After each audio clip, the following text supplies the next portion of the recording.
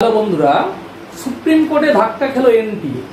NTA প্রথম দিকে বলেছিল যে কোনো রিট নেওয়া হবে না, কিন্তু সুপ্রিম কোর্টে আজকে পরিষ্কারভাবে জানিয়ে দিল যে 1563 জন স্টুডেন্টকে গ্রেস নম্বর দেওয়া হয়েছিল সময় রিলেটেড ব্যাপারে, অর্থাৎ তারা কম সময় নষ্ট হয়েছিল সেই ব্যাপারে যে গ্রেস নম্বর দেওয়া হয়েছিল এই 1563 জনকে, সেই 1563 জনের গ্রেস নম্বর ক্যান্সেল করলো সুপ্রিম কোর্ট। এবং তাদেরকে তবে এই 1563 জনকে সুপ্রিম কোর্ট কিন্তু আর একটা সুযোগ দিচ্ছে, রিনিট, অর্থাৎ শুধুমাত্র এই 1563 জনের জন্য, সবার জন্য নয়। অর্থাৎ এই 1563 জন যদি তারা মনে করে যে আমরা এই এনটিএ আবার 23শে জুন যে রিনিট নেবে, তবে এই রিনিট কিন্তু শুধুমাত্র ওই 1563 জনকে উদ্দেশ্য করে রিনিট। তবে সবাই যদি মনে করে যে আমরা সবাই সেই রিনিটে অ্যাপিয়ার করব, এক্সাম দেব, দিতে পারে, তবে এটা বাধ্যতামূলক নয়। যদি কোন স্টুডেন্ট মনে করে যে আমার রিনিট দিলে হয়তো ভালো স্কোর হতে পারে, আমার আরো ভালো নম্বর হতে পারে, অবশ্যই সে এই অপশনটা বেছে নিতে পারে। তবে যদি কেউ মনে করে যে না, আমার এই যে গ্রেস নম্বর বাদ দিলেও আমার যে নম্বরটা আমি পেয়েছি সেই নম্বরেই আমি ভালো জায়গায় চান্স পেয়ে যাবো, সুতরাং আমি আর রিনিটের আমি অপশন চুজ করব না বা আমি রিনিটে বসবো না, আমার গ্রেস নম্বর বাদ দেওয়ার পরেও যে মার্কসটা থাকবে সেটাই আমার যথেষ্ট। সুতরাং সব মিলিয়ে যা দাঁড়ালো যে এনটিএ বা কেন্দ্র সরকার যে কোনো একটা কিছু চাপিয়ে দিলেই জনগণের উপর সেটা কিন্তু মেনে নেবে না।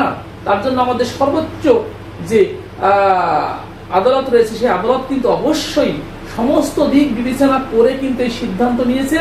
কেননা আজকে যদি এই 1563 জনকে গ্রেস মার্ক দিয়ে তাদেরকে যেটা সামনে এসেছে, তারা খুব ভালো র্যাঙ্ক করেছে, তারা মানে এবং এর জন্যই বহু সংখ্যক প্রার্থী 67 জন প্রার্থী যা ফার্স্ট হয়েছে, এই ব্যাপারটা যদি আজকে সুপ্রিম কোর্ট ছেড়ে দেয় তাহলে ভবিষ্যতে কি কি হতে পারে। যাক, আমি সেই বিষয়টা নিয়েই অ্যাকচুয়ালি আলোচনা করব। দেখুন, প্রথমত এই 1563 জনকে যে গ্রেস নম্বরটা দেওয়া হয়েছিল আজকে সুপ্রিম কোর্টে প্রমাণ হলো এটা অবৈধ, এটা ঠিক করেনি এনটিএ। এনটিএ সে যত যুক্তি দিক, কিছুদিন আগে থেকে ওরাই বারবার মানে ওরা যুক্তি দিচ্ছে, সে প্রেস রিলিজ করে বা প্রেস কনফারেন্স করে পর্যন্ত তারা বলেছিল যে রিনিট নেব না, তাদের যুক্তি। কিন্তু সুপ্রিম কোর্টে প্রচন্ড ধাক্কা খেলো এই এনটিএ। তা না হলে আজকে সুপ্রিম কোর্ট কি ভেবেছে, আজকে যদি এরকম একটা অন্যায়কে তারা প্রশ্রয় দিত তাহলে ভবিষ্যতে প্রত্যেকটা স্টেট এবং সেন্ট্রালের বিভিন্ন পরীক্ষায় একটা এটা কিন্তু একটা উদাহরণ হয়ে দাঁড়িয়ে যেত এবং পরবর্তীতে কিন্তু এই ব্যাপারটা আরো বেড়ে যেত। এইবার আমার যেটা ওপিনিয়ন যে আজকে এই 1563 জনকে যে গ্রেস মার্ক দেওয়া হয়েছিল, তারা এনটিএ যুক্তি দিচ্ছে যে আমাদের তরফ থেকে কোশ্চেন ওই সেন্টারে পাঠাতে দেরি হয়েছিল, এইটা যুক্তি দিচ্ছে। কিন্তু আমার একটা প্রশ্ন, যদি এনটিএর তরফে দুর্নীতি মানে অভিমুখী কিছু যদি কর্মচারী থাকে, তারা যদি ভবিষ্যতে টাকা নিয়ে পয়সার বিনিময়ে ইন্টেনশনালি ইচ্ছাকৃতভাবে যদি কোনো সেন্টারে কোশ্চেন লেট করে পাঠিয়ে যদি সেখানে আবার গ্রেস মার্ক দেয়, ধরুন কিছু অসাধু কর্মচারী রয়েছে এনটিএর তরফে থেকে, থাকতেই পারে, আমি আছেই বলবো না, ধরুন শুধুমাত্র এই এনটিএর তরফ থেকে নয়, আমি যে কোনো এক্সামের ক্ষেত্রে আজকে সুপ্রিম কোর্টে এটাকে যদি এই 1563 জনের গ্রেস মার্ক এটাকে যদি সঠিক বলে মনে করতো, তাহলে কিন্তু ভবিষ্যতে আমার মনে হয় ভারতবর্ষের যে কোনো পরীক্ষায় কিন্তু আমার মনে হয় এটা কিন্তু একটা উদাহরণ হয়ে দাঁড়াতো। এবং সেক্ষেত্রে প্রত্যেকটি পরীক্ষা সংস্থা কিন্তু বা কিছু কিছু পরীক্ষা সংস্থা কিন্তু তারা তাদের এই অসাধু উপায়টা কিন্তু তারা ব্রেনের মধ্যে ঢুকিয়ে নিতে পারতো। কিরকম, যে সুপ্রিম কোর্টে তো উদাহরণ আছে যে যদি লেটে কোশ্চেন পৌঁছায় তাহলে তাদেরকে গ্রেস মার্ক দেওয়া হবে। সাপোজ কোন সংস্থার কিছু কর্মচারী তারা পয়সার বিনিময়ে, প্রচুর টাকা পয়সার বিনিময়ে তারা একটা চুক্তি করলো ছাত্রদের সঙ্গে, যে ওই সেন্টারে প্রথমত তারা যখন অ্যাপ্লাই করলো ওই সংস্থার কর্মচারীগুলো একটা সেন্টারে একটা নির্দিষ্ট সেন্টারে ওই তাদের যে ক্যান্ডিডেট যাদের কাছে টাকা নিয়েছে সেই ক্যান্ডিডেট গুলোকে সেই সেন্টারে সিট ফেলে দেবে এক। দ্বিতীয় নাম্বার, সেই সেন্টারে ইচ্ছাকৃত ভাবে যে কোনো উপায়ে এমন ভাবে টেকনিকটা খাটাবে যে পরে দেখাবে যে এই সেন্টারে কোশ্চেন পৌঁছাতে লেট হলো। খেয়াল করেছে? সুতরাং কোন সংস্থার যদি কর্মীরা মনে করে যে আজকে এই সুপ্রিম কোর্ট এটাকে যদি মানে এই রায়টাকে যদি বহাল রাখতো বা এই ব্যাপারটাকে যদি তারা বহাল রাখতো, অর্থাৎ এটাকে সঠিক বলে মনে করতো, তাহলে কিন্তু বিভিন্ন পরীক্ষা নিয়ামক যে সংস্থাগুলো আছে তাদের মধ্যে কিন্তু হয়তো তারা অপরাধমূলক বা এইরকম ব্যাপারগুলো কিন্তু তাদের মনের মধ্যে ঢুকে যেত।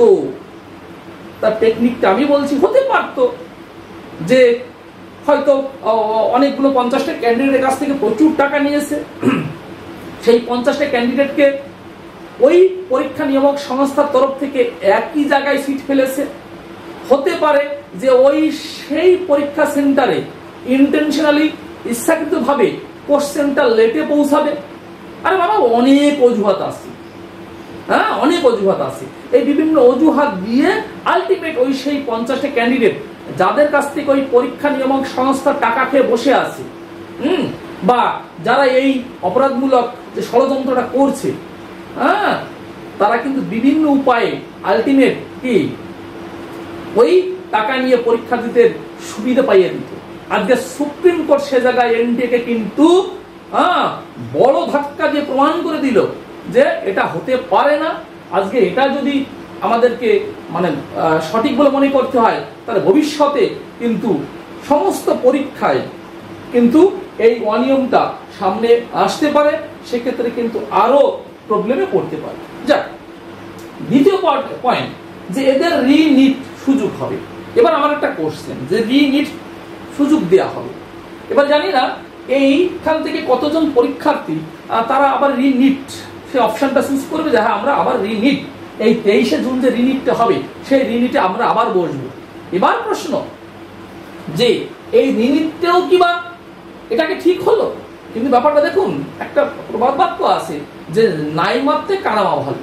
তাহলে এই ব্যাপারটা তাই এখন সুপ্রিম কোর্ট মানে যা দেখেছে, আমার মনে হয় বিচারপতিরা যেটা দেখেছেন যে আজকে যদি পুরোটা রিনিট নিতে হয় তাহলে যারা ভালো র্যাঙ্ক করেছে, যারা উইদাউট গ্রেস মার্ক অর্থাৎ একদম জেনুইন প্রার্থী, অর্থাৎ যারা কোনো গ্রেস মার্ক নেয়নি, তারা তো উল্টো কেস করবে, স্বাভাবিক এটা। আজকে ধরুন যে যে সমস্ত পরীক্ষার্থী নিজেরা সারা বছর খাটাখাটনি করে ঠিক আছে যথেষ্ট সততার সাথে পরীক্ষা দিয়ে খুব ভালো র্যাঙ্ক করেছে এবং মনে মনে তারা কোন মেডিকেল কলেজে পড়বে সেই প্ল্যানটা অলরেডি গার্জেনের সাথে আলোচনা করে ফেলেছে, কিন্তু ভাবুন তো আজকে যদি পুনরায় সমস্ত পরীক্ষাটা নেওয়া হয় তাহলে সেই সমস্ত পরীক্ষার্থীর কি হবে? যারা অলরেডি ভালো র্যাঙ্ক করেছে সৎ পথে, তাদের পথে কি অবিচার করা হবে? সেই জন্য সুপ্রিম কোর্ট কিন্তু সব দিক বিবেচনা করে এই 1563 জনের জন্যই শুধুমাত্র অপশনটা রেখেছে, তারা ইচ্ছা করলে এই রিনিটে অ্যাপিয়ার করতে পারে। এইবার সেকেন্ড পয়েন্ট, আমার যে পয়েন্টটা সেকেন্ড পয়েন্টটা, এই রিনিটে যে কোশ্চেন প্যাটার্নটা হবে, দেখুন একটা জিনিস যে হয়তো যদিও আমরা আগেবারে দেখেছি বিভিন্ন পরীক্ষায় বিভিন্ন শিফটে পরীক্ষা, ফার্স্ট শিফট, সেকেন্ড শিফট, এরকম অনেকগুলো শিফটে পরীক্ষা হয়, একই পরীক্ষাটা বিভিন্ন শিফটে হয়। আজকে নিটেও ব্যাপারটা সেরকম ভাবতে হবে যে আগে একটা ফার্স্ট শিফট হয়ে গেছিল অর্থাৎ 5 মে, ওটাকে আমরা ফার্স্ট শিফট ধরে নিচ্ছি, আর 23শে জুন যে পরীক্ষাটা হবে ওটাকে আমরা সেকেন্ড শিফট ধরছি। একটা বিবেচনা করা যেতে পারে। তবে হ্যাঁ, একটা জিনিস মনে রাখতে হবে, কোনোদিনও দুটো পরীক্ষার যদি কোয়ালিটি এক হতে পারে না, কোশ্চেনের কোয়ালিটি এক হতে পারে না। যেমন 5 মে যে পরীক্ষাটা হয়েছিল সেই 5 মের যে কোশ্চেন কোয়ালিটি তার সঙ্গে কিন্তু 23শে জুন যে পরীক্ষাটা হবে তার কোশ্চেন কোয়ালিটি এটা কিন্তু কোনোদিন এক হতে পারে না। সে যে যতই বলুক যে মোটামুটি কোনোদিন এক হতে পারে না, কোনোদিনও না। এটা তো সম্ভব নয় যে 5 জুন যে মে যে পরীক্ষাটা হয়েছিল সেই কোশ্চেনটাই আবার আমার 23 জুনে সেট করে দেবে, হ্যাঁ তবে এক হতো, কিন্তু এটা তো কোনোদিন সম্ভব নয়। তাহলে কোশ্চেন যেহেতু আলাদা হচ্ছে সুতরাং কোশ্চেন কঠিন সহজ সেই দিক বিবেচনা করে এই দুটো কোশ্চেন 5 মে এবং 23 জুন যেটা হবে, এই দুটো কোশ্চেন কোয়ালিটি কোনোদিনই এক হতে পারে না। তাহলে আমার প্রশ্ন যে এই 1563 জনের মধ্যে যে কয়জন এই 23 জুন পরীক্ষায় বসবে আর বাদ বাকি পরীক্ষার্থী অর্থাৎ যারা এই 5 মে পরীক্ষার উপর বেস করে যে নম্বরটা পেয়েছে, এটাও কি ঠিক হলো? একটু ভেবে দেখুন তো, তার দুটো কোশ্চেনের কোয়ালিটি কোনোদিন এক হতে পারে না, কোনোদিনও না। হ্যাঁ, তাহলে এক্ষেত্রে মানে এক্ষেত্রে সত্যি কথা বলতে যে এক প্রকার বলবো যে এটা ঠিক নয়, কিন্তু একটা কথা প্রথমেই বললাম যে নাই মাত্রায় কানামা ভালো, সেই দিক বিবেচনা করে সুপ্রিম কোর্ট কিন্তু এই 1563 জনকে কিন্তু আবার রিনিটের একটা সুযোগ দিচ্ছে।